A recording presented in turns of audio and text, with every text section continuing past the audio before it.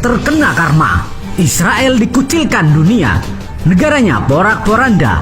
Seluruh negara Arab dukung NKRI.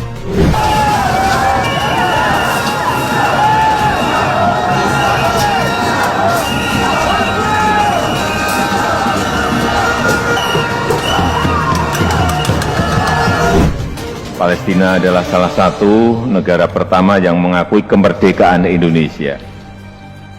Indonesia juga secara konsisten terus mendukung perjuangan bangsa Palestina. Oleh karena itu, proses rekonsiliasi perlu terus didorong dan Indonesia siap memfasilitasi rekonsiliasi faksi-faksi yang ada di Palestina. Saya juga menyampaikan dukungan Indonesia agar Palestina menjadi anggota penuh di PBB. Hingga saat ini tidak terdapat niatan Indonesia untuk membuka hubungan diplomatik dengan Israel. Yang kedua, dukungan Indonesia terhadap kemerdekaan Palestina berdasarkan two-state solution dan parameter internasional lain yang telah disepakati secara konsisten akan tetap dijalankan. אני מבקש מכם לצאת מן האולם, זה מה שאתם עושים, אכן כן, כולכם מודעים היטב לתקנון הכנסת, סדרנים, נא להוציא את כל חברי הכנסת שמניפים דגלים. Semua penderitaan Palestina disebabkan oleh Israel sebagai occupying power. Indonesia mengecam keras semua tindakan yang dilakukan oleh Israel. Yang lebih melukai lagi, tindakan tersebut dilakukan di bulan suci Ramadan.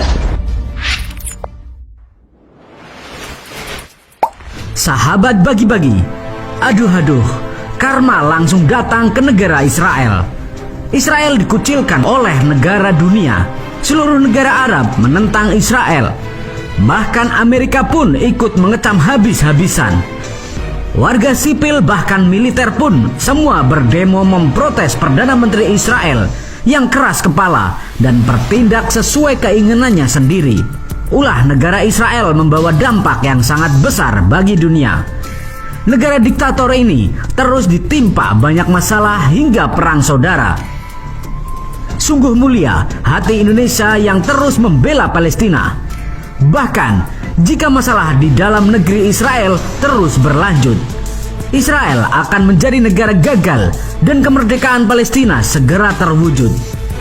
Kini, seluruh dunia mendukung Indonesia, terutama negara Arab, dan Israel sebentar lagi akan chaos dan menjadi negara gagal karena ulah pemerintahannya sendiri. Karma memang akan datang pada negara yang biadab kepada kemanusiaan seperti ini. Meningkatnya kekerasan terhadap warga Palestina di bawah pemerintahan Perdana Menteri Benyamin Netanyahu telah merusak hubungan Israel dengan negara-negara tetangga Arab. Hal tersebut dianggap mengecewakan, khususnya bagi yang telah menandatangani perjanjian Abraham yang melibatkan Israel dengan negara-negara Arab. Negara-negara Islam di dunia terus mendukung Indonesia untuk memerdekakan negara Palestina. Perang dingin antara Israel dan Indonesia terus berlanjut. Bahkan setelah keputusan FIFA mencabut Indonesia sebagai tuan rumah Piala Dunia, Indonesia pun kali ini kembali menegaskan pernyataan yang sangat keras bahwa tak akan pernah ada hubungan Indonesia dengan Israel hingga negara Palestina merdeka. Menteri Koordinator Bidang Politik, Hukum, dan Keamanan atau Menko Polhukam, Bapak Mahfud MD, di Istana Kepresidenan Jakarta Senin 27 Maret 2023 kemarin menegaskan bahwa Indonesia tidak akan membuka hubungan diplomatik dengan Israel selama kemerdekaan Palestina belum terwujud. Bahkan beliau juga mengatakan bahwa itu adalah pernyataan Bung Karno di PBB dan juga di KAA alias Konferensi Asia Afrika. Bapak Menko Polhukam Mahfud MD ini pun mengatakan bahwa Bung Karno sempat menilai Israel sebagai imperialis. Bagi Bung Karno, Israel itu imperialis, ujarnya. Bahkan Pak Mahfud MD ini pun mengatakan bahwa Bung Karno sampai menginisiasi ajang olahraga bertajuk Game of the New Emerging Force atau GANEVO di tahun 1962 untuk menandingi kekuatan imperialis kala itu. Nah, bayangkan sebegitu besarnya penentangan presiden pertama kita terhadap kaum-kaum imperialis, kaum-kaum yang menjajah kita dulu. Bahkan Presiden Soekarno di tahun 1962 juga pernah mengatakan bahwa selama kemerdekaan bangsa Palestina belum diserahkan kepada orang-orang Palestina, maka selama itulah bangsa Indonesia berdiri menantang penjajahan Israel, ujar Pak Soekarno. Dukungan Bung Karno terhadap kemerdekaan Palestina ini pun tak terbantahkan dan selalu konsisten. Bahkan sekedar lewat kata-kata, tapi juga dibuktikan melalui tindakan nyata. Dan kini Indonesia melalui Bapak Menko Polhukam kita, Bapak Mahfud MD pun kembali menegaskan hal yang sama. Di mana hal ini pun beliau sampaikan terkait polemik yang muncul berkaitan dengan kehadiran timnas Israel di Piala U20 yang rencananya digelar di Indonesia.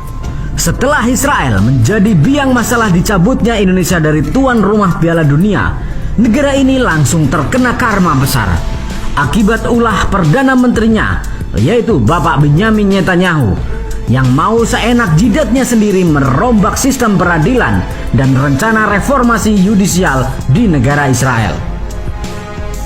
Bahkan Netanyahu ini pun sampai memecat Menteri Pertahanannya, yaitu Mr. Yoav Gallant, akibat menentang rencananya itu. Dan akibat hal itu, ribuan rakyat Israel pun turun ke jalan melakukan demo besar-besaran melawan Perdana Menteri Israel yang juga menjadi dalang pencaplokan wilayah Palestina ini. Bahkan kini dikutip dari FIFA Militer, ribuan pasukan cadangan militer Israel pun telah ikut turun gunung ke jalan raya ikut dalam protes anti pemerintah, di mana para anggota pasukan cadangan IDF ini pun terdiri dari para ex-prajurit satuan elit, mantan anggota penjelajah militer Israel Aman, hingga mantan pilot angkatan udara Israel. Kini, para tentaranya pun mulai melawan bosnya sendiri. Bahkan dikabarkan juga selain pasukan cadangan, puluhan pilot jet tempur Israel dari anggota skadron ke-69 juga dikabarkan telah meninggalkan tugasnya. Para tentara Israel ini pun menjuluki pemerintah Netanyahu sebagai rezim diktator. Oleh karena itu, mereka menegaskan tidak akan menjalankan tugas yang diberikan oleh pemerintahan otoriter.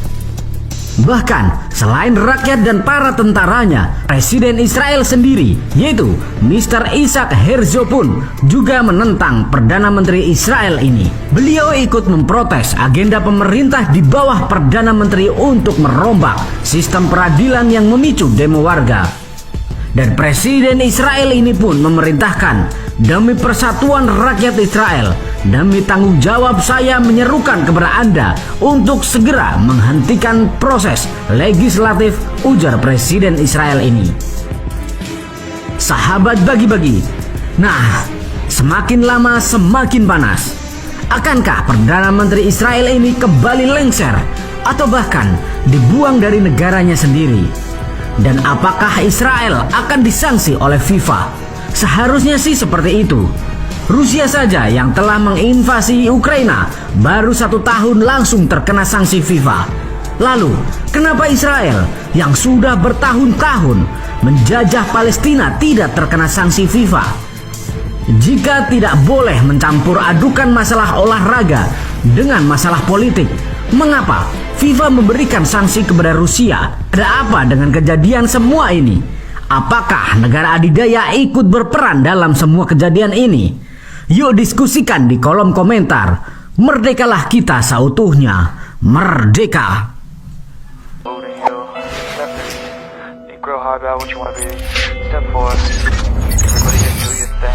Wake up, today's gonna be a good day. Wake up, today's gonna be a good day. Wake up, today's gonna be a good day. Wake up, today's gonna be a good day. Wake up, today's gonna be a good day. Wake up, today's gonna be a good day. Wake up. today's gonna be a good day. Wake up, today's gonna be a good day. Yo, set your affirmations, ask for